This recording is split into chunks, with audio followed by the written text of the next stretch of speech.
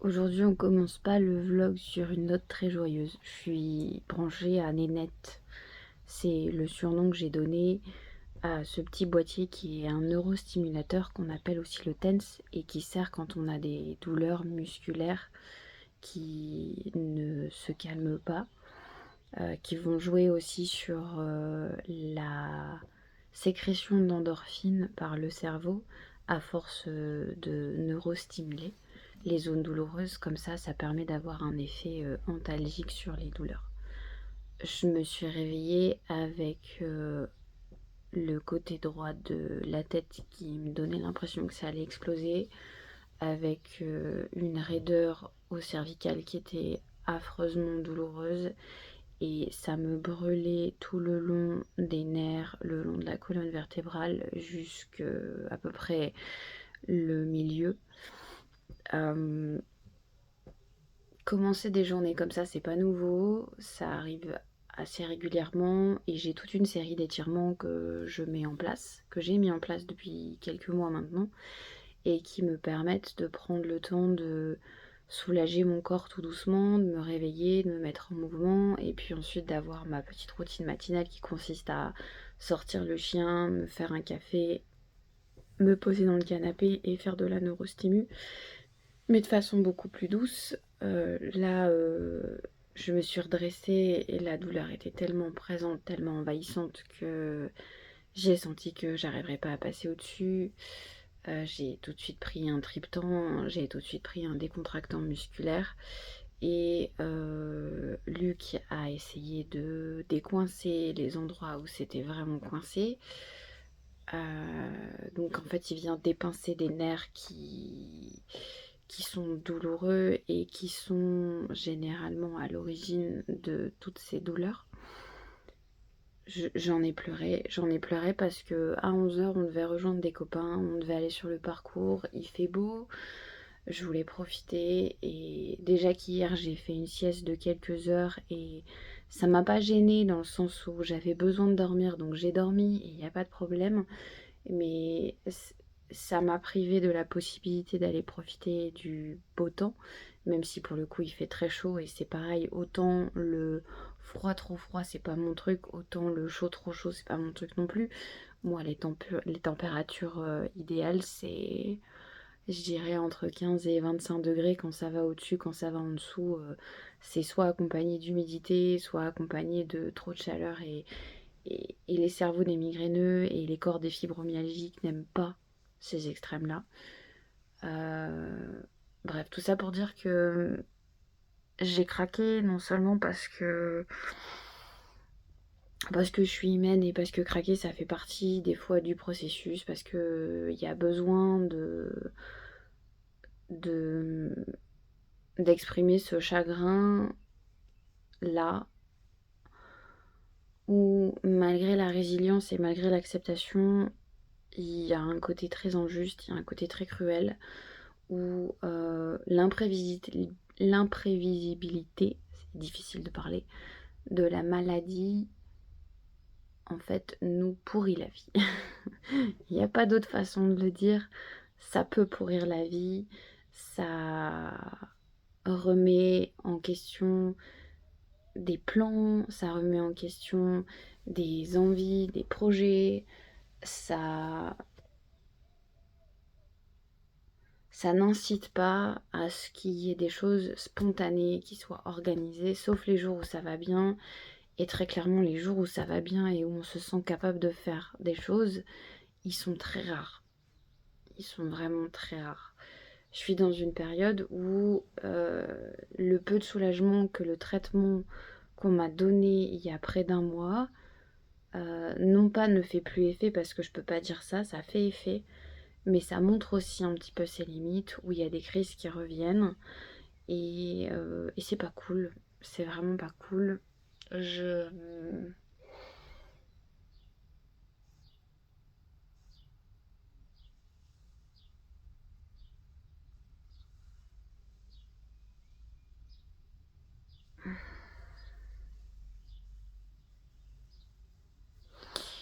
je fais ces vlogs pour aussi apporter un témoignage, pour montrer à quel point c'est difficile comme maladie. Je sors d'une dizaine d'années d'errance médicale, ce qui veut dire une dizaine d'années de souffrance, parfois en silence, parfois en allant voir des spécialistes qui m'ont fait essayer des traitements qui n'ont pas été concluants. On a changé, on a testé d'autres trucs, on n'a pas trop compris, on n'a pas fait attention à tous les symptômes. Et aujourd'hui, j'ai une maladie qui s'impose et qui évolue parce que maintenant, elle vient toucher mes jambes de temps en temps. Il y a des moments où quand je veux aller marcher, j'ai mal aux muscles fessiers, j'ai mal derrière la jambe droite, j'ai mal autour de ma cuisse. C'est pas des douleurs qui sont très aiguës, mais c'est des douleurs qui sont gênantes parce que chaque pas va me faire sentir que ma jambe est faible et que j'aurai besoin d'un appui. Ça, c'est un nouveau symptôme dont il va falloir que je parle avec l'infirmière du centre de la douleur ou avec ma médecin traitant pour voir ce qu'on peut faire par rapport à ça.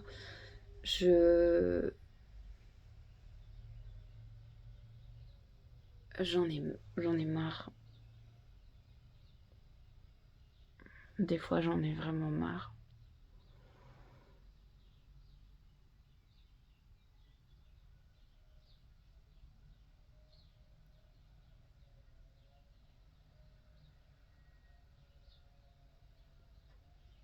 En fait, je pleure parce que c'est dur.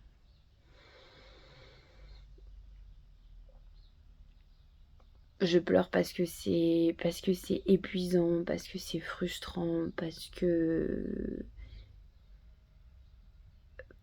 j'ai 36 ans et je voulais pas ça. Je voulais vraiment pas ça.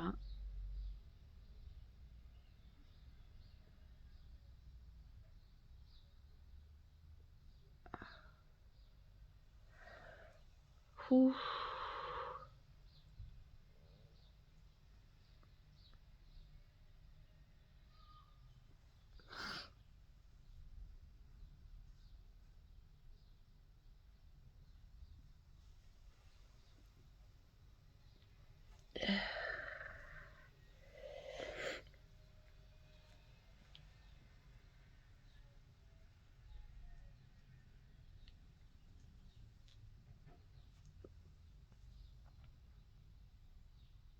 Alors j'ai quand même une petite boîte à outils pour m'aider dans ces jours-là. Il y a ça déjà qui est doux, c'est pas un médicament, il y a plusieurs programmes, on peut gérer l'intensité et c'est vrai que ça soulage la douleur. Ça soulage la douleur pendant l'utilisation et ça la soulage sur une durée, maintenant je dirais de 20 à 30 minutes après utilisation. Donc plus je l'utilise et plus je ressens les bienfaits. Dans ma boîte à outils, il y a aussi des livres. Je vous remonte le livre que je suis en train de lire en ce moment, mais simplement pour l'illustrer, mon propos. Parce que la lecture, ça permet de s'évader, ça fait du bien, c'est pas une activité trop violente. Et ça permet de se changer les idées, ça permet de s'évader dans un autre monde et ça fait du bien. Le coloriage aussi. Alors ça, c'est un exemple d'album que j'ai. L'art-thérapie de façon générale me fait du bien. En ce moment, c'est plus du coloriage que du dessin.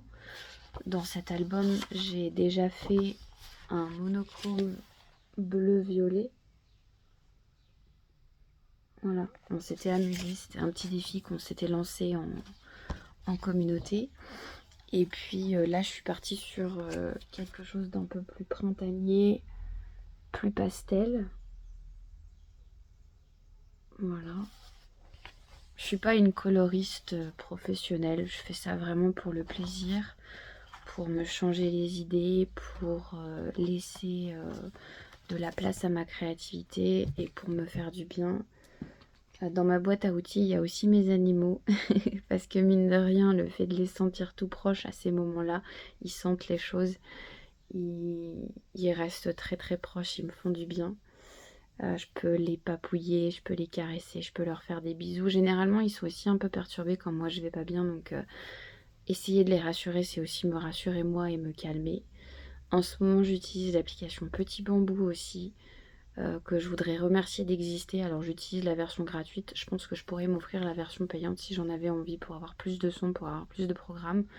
mais j'utilise la méditation libre, j'utilise la cohérence cardiaque et généralement ça me met dans un état beaucoup plus détendu. Ça m'aide aussi à m'endormir au moment où je sens que les douleurs prennent trop le dessus et que j'ai besoin de sommeil. Et parce que les douleurs peuvent aussi empêcher de s'endormir, bah, je trouve que c'est assez efficace. Donc merci petit bambou parce que ça fait du bien. Et puis, euh, et puis dans ma boîte à outils aussi, et c'est bizarre de le mentionner comme ça, mais il y a mon chéri parce que il est très attentif ce matin quand il m'a manipulé sur les zones qui étaient douloureuses. Il a réussi à me soulager un tout petit peu de la douleur et ça m'a permis de souffler. Ça m'a permis aussi de lâcher le chagrin que je ressentais. Et une fois allongé, il s'est mis contre moi, il a posé sa main ici, sa tête était pas loin de moi, je sentais sa chaleur et ça m'a fait du bien. Je pense que dans sa famille, ils ont un peu de magnétisme, ils ont la possibilité d'apaiser les gens qui souffrent. Et je pense que c'est un don qu'il a récupéré de sa maman, qu'il aurait récupéré de sa maman elle-même. Et sans s'en rendre compte, il m'apaise énormément. Donc c'est vrai que je dépends beaucoup de lui. Et c'est important aussi d'en parler parce que ce rôle d'aidant, il est hyper important. Et quand je referai mon dossier de MDPH, une fois que la fibromyalgie sera vraiment confirmée par un médecin de la douleur, je veux que son rôle soit reconnu parce que, mine de rien, ça lui demande de l'attention, ça lui demande de l'énergie, ça lui demande du temps et ça bouleverse un peu notre vie. Donc je veux que ce soit mentionné. Et c'est surtout que par rapport à avant, il y a des tâches ménagères que je peux faire moins souvent parce qu'un effort peut créer une crise. Et du coup, bah, il est derrière moi et il prend le relais assez régulièrement. Donc, moi, je ne peux que le remercier pour sa patience, le remercier pour son amour, pour sa tendresse. Je sais que parfois, il se sent très impuissant et il trouve ça très très dur.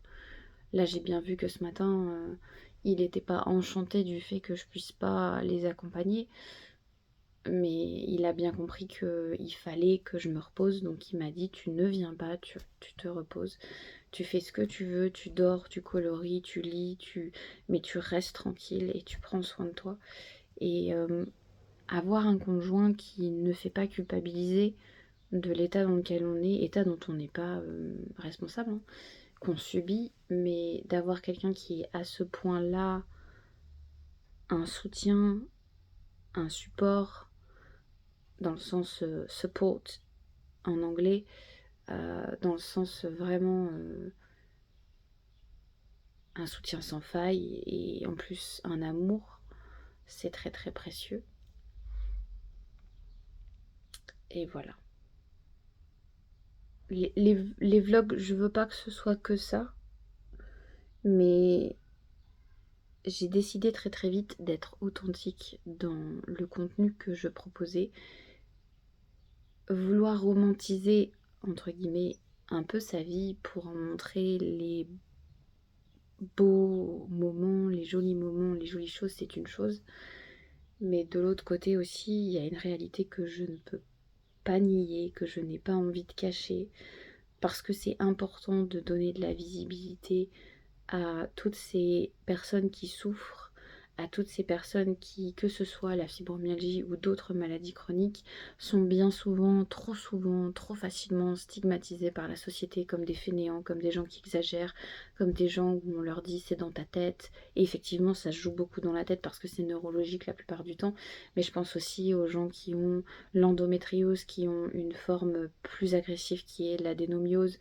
Je suis touchée dans ma famille par des gens qui souffrent et moi je souffre également et j'ai pas envie de laisser ces gens sans visibilité, sans reconnaissance. J'ai envie d'ajouter ma pierre à l'édifice de ce combat qui est de dire on est des gens malades dans la société mais ça veut pas dire qu'on est inutile, ça veut pas dire qu'on n'a rien à apporter et ça veut pas dire qu'on est des boulets, on n'est pas des fardeaux, on essaye du mieux qu'on peut de vivre, on passe en mode survie parfois parce qu'on n'a pas le choix, Mais ce mode survie, il n'est pas censé durer, c'est par épisode, parce que par épisode, la maladie prend le dessus, et là on se met en mode survie, et puis quand la maladie elle laisse un peu de répit, ben, on essaye de profiter de la vie, et la vie elle en est que plus intense, elle en est que plus précieuse, mais on a de la valeur.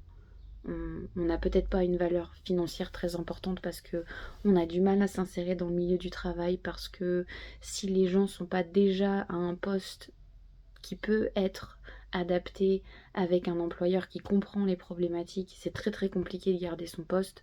Moi je sais que j'en ai perdu des boulots à cause de mes migraines, à cause de mes états de santé. Aujourd'hui j'ai fait le choix d'être en entreprise individuelle justement parce que je ne veux plus avoir à me battre avec une autorité, avec une hiérarchie qui ne comprend pas et qui n'essaie même pas de faire l'effort de comprendre ce que je vis. Et je comprends aussi que je peux être difficilement employable parce que ma maladie est imprévisible, mais je veux pas me laisser faire, je veux pas rester inactive, et je sais que les gens qui souffrent et qui essayent de trouver leur voie professionnelle pour se reconvertir, pour se redonner un sens à leur existence, et ben faut les aider, faut pas les laisser tout seuls. Donc voilà, ça fait beaucoup d'informations en même temps, je crois que j'avais besoin de parler. Euh,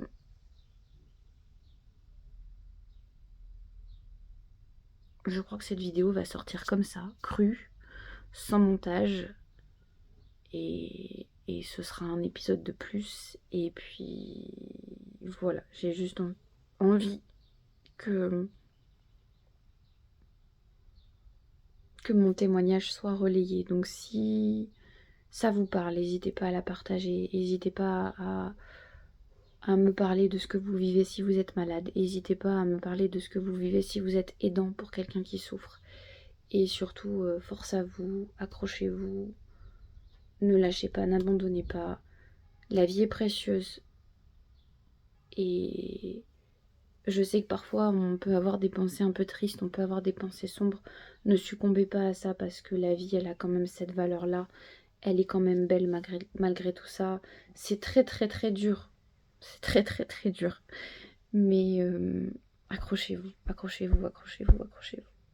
Et entourez-vous de personnes qui comprennent, qui vous aiment, qui vous acceptent et qui ne demandent qu'à vous aider, qu'à être présent dans les bons comme dans les mauvais moments.